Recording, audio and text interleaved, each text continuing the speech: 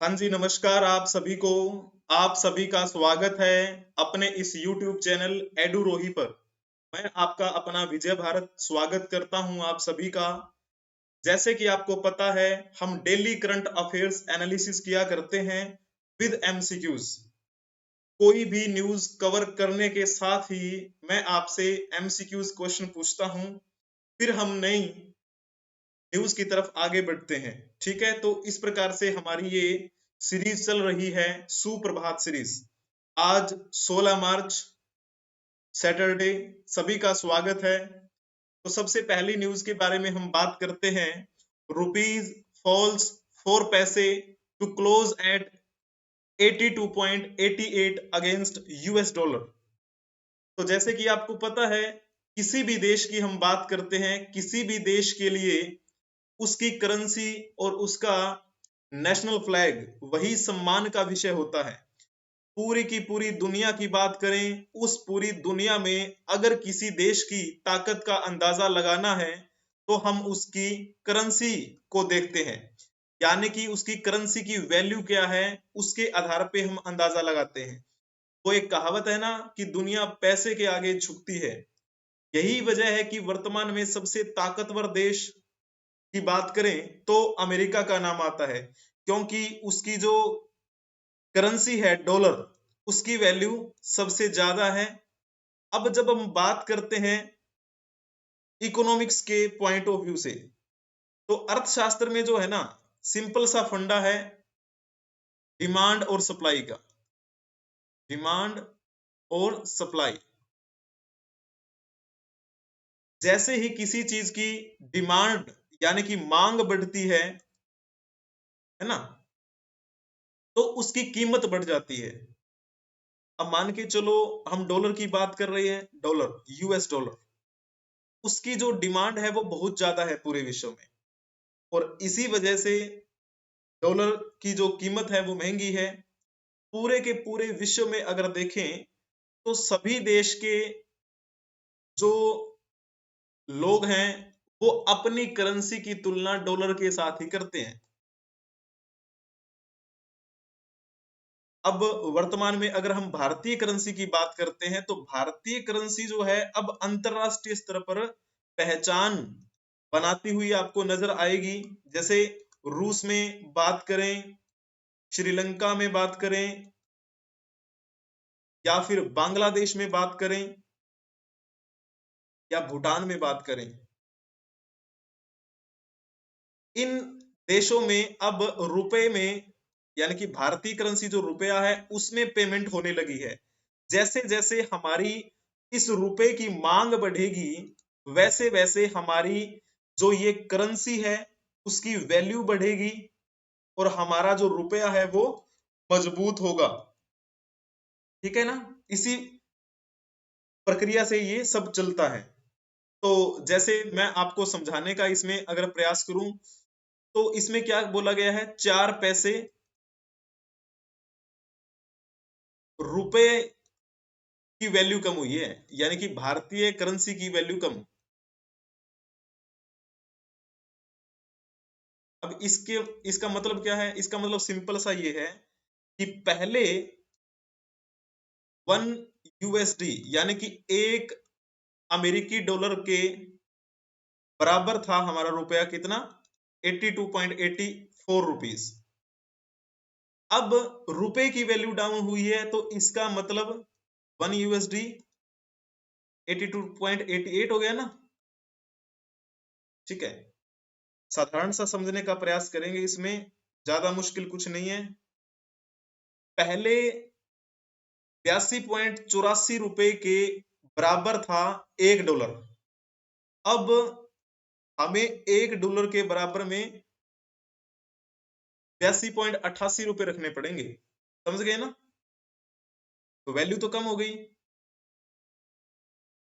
किसी भी देश की अगर करेंसी डाउन चली जाती है, जैसे हम भारत की बात करते हैं, तो भारत की करेंसी डाउन चली गई तो उसका सबसे पहला जो फर्क है वो किस पर पड़ता है, आयात पर पड़ता है ना, यानी इंपोर्ट पर पड़ता है। इंपोर्ट पर पड़ता है। जैसे क्या प्रभाव पड़ेगा, इंपोर्ट करेंगे तो हमें नुकसान होगा। नुकसान किस मायने में होगा, इसको समझने का प्रयास करेंगे। ठीक यही एग्जाम्पल जो आपके सामने दिखाई दे रहा है, इसी को उठा लेते हैं हम। तो जैसे पहले हम कोई चीज वहां से मंगवाया करते थे, तो हम तो उसको क्या बोलते थे, रुपए देते थे। तो मान के चलो पहले कोई भी हमने चीज मंगवाई, उसके लिए हमें 82.84 रुपए देने होते थे $1 की चीज के लिए। ठीक है, अब हमारा रुपया जो है उसकी वैल्यू कम हो गई 4 पैसे, तो अब हमें उसी $1 के लिए कितने रुपए देने पड़ रहे हैं, अब हमें 82.88 रुपए देने पड़ रहे हैं। यानी कि हमें 4 पैसे एक्स्ट्रा देने पड़ रहे हैं, हमारे 4 पैसे एक्स्ट्रा लग रहे हैं ना। और मान के चलो हमने वहां से कोई चीज मंगवानी है $1000 की, तो 1000 गुना में 4, यानी कि 4000 पैसे तो हमारे यहाँ पे घाटे में चले गए ना, हमारे ज्यादा लगे। सिंपल सी बात है, ऐसा बोलेंगे कि महंगाई बढ़ गई, हमें वो चीज महंगी मिलेगी। ठीक है, ऐसे आपको ये बात ध्यान में रखनी है। और फिर जब बात करते हैं निर्यात की, तो इसमें क्या होता है, इसमें बेनिफिट होता है। निर्यात यानी कि एक्सपोर्ट करते हैं कोई चीज, इसको भी आराम से समझिए, इसमें होगा हमें फायदा। कैसे फायदा होगा, एग्जाम्पल के रूप में आपने कोई एक एग्जाम्पल ले लेते हैं हम बैग का। आपने बैग बनाया, ठीक है, बैग बनाया, और वो जो बैग है वो आपने उनको बोला कि हम $1 के इक्वल देंगे। ठीक है, $1 का बैग आपने अमेरिका में बेच दिया, तो आपको इसके बदले में पहले कितने मिलते थे रुपए, 82.84 रुपए मिलते थे। लेकिन जब हमारे रुपए की वैल्यू डाउन चली गई, तो अब वही बैग, हम तो उनको $1 का ही बोल रहे हैं ना, लेकिन करेंसी की वैल्यू हमारी कम है, तो हमें उस डॉलर के बदले 81.88 रुपए मिल रहे हैं। यानी कि अब हमें उसी बैग को वहां बेचने में 4 पैसे एक्स्ट्रा मिल रहे हैं, 4 पैसे एक्स्ट्रा मिल रहे हैं। उसमें हमें 4 रुपए एक्स्ट्रा उनको देने पड़ रहे थे, इसमें हमें 4 रुपए का मुनाफा, 4 पैसे का मुनाफा हो रहा है। ठीक है, तो इस प्रकार से ये जो करेंसी है वो आपको ध्यान में रखनी है। अब ये जो आपको इंफॉर्मेशन दिखाई दे रही है, ये 15 मार्च के यानी कि कल के दिन ये नोटिफिकेशन जो था वो आपको देखने को मिलेगा। ठीक है, एक मिनट, सॉरी। अब देखिए, ये जो सिंबल दिखाई दे रहा है आपको, भारतीय रुपीस का सिंबल, ये सिंबल कब स्वीकार किया गया, ये क्वेश्चन आप बता दीजिए। भारतीय मुद्रा के लिए प्रतीक चिन्ह जो आपको ये दिखाई देता है, कब स्वीकार किया गया था? When was the symbol accepted for the Indian currency? जल्दी जल्दी से बता देंगे।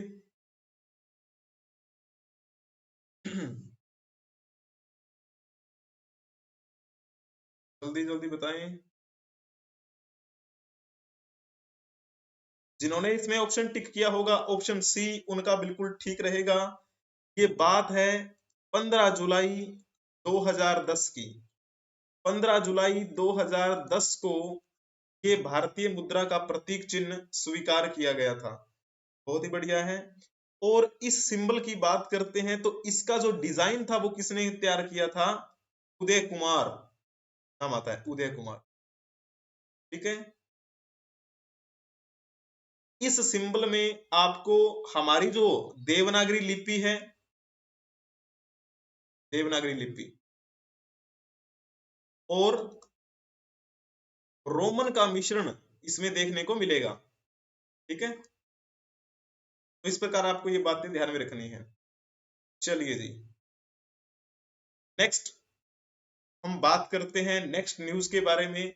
यूपी पुलिस ने 3 लोगों को गिरफ्तार किया गया है, जो यूपी पुलिस कांस्टेबल का एग्जाम हुआ था उससे संबंधित क्वेश्चन पेपर को जिन्होंने लीक किया था, उसी मामले में।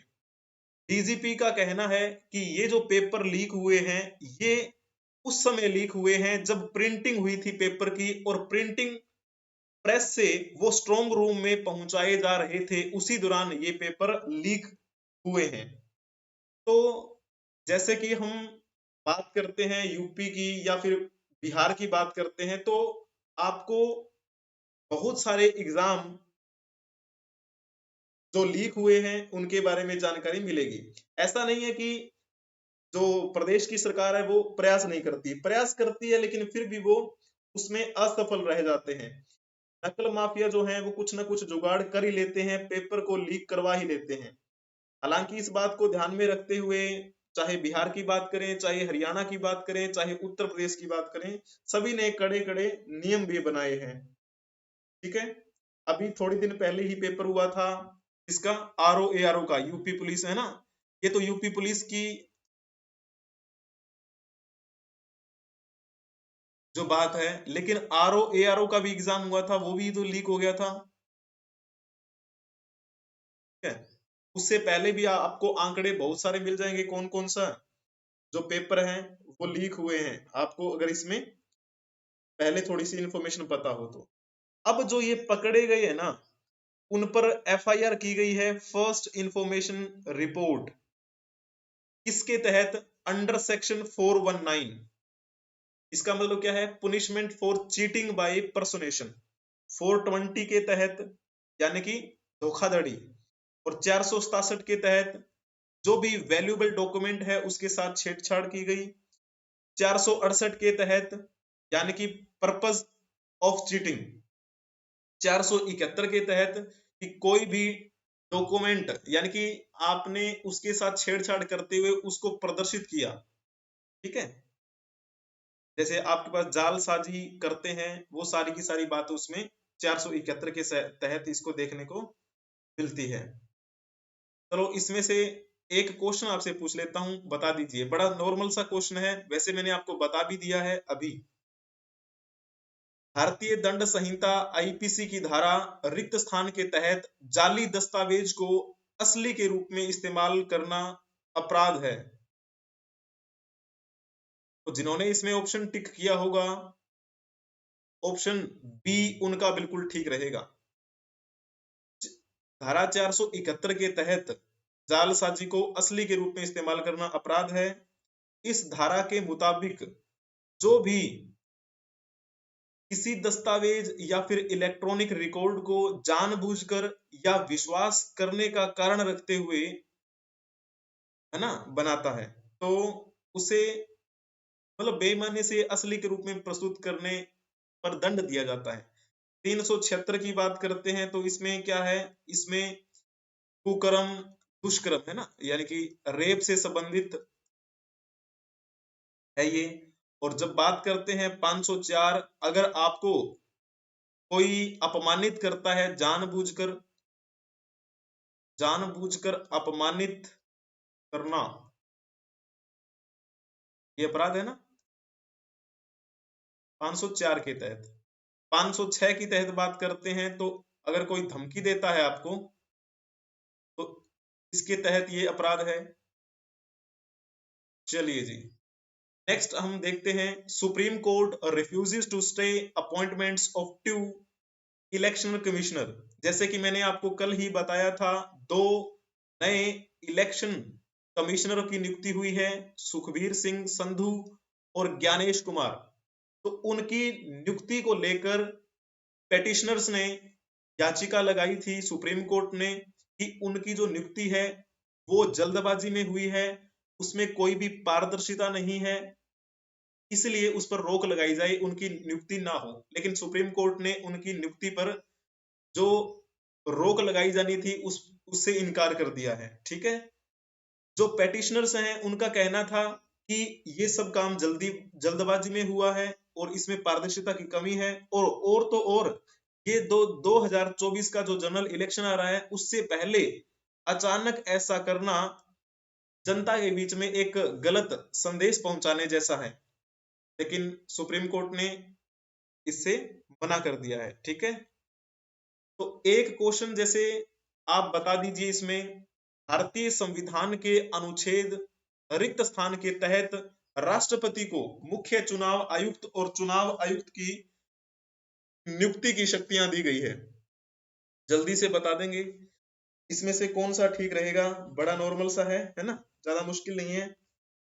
3 ऑप्शन आपके सामने दिए गए हैं, तो जिन्होंने ऑप्शन सी टिक किया होगा उनका बिल्कुल ठीक रहेगा। 324 बी के तहत ये आपको देखने को मिलेगा।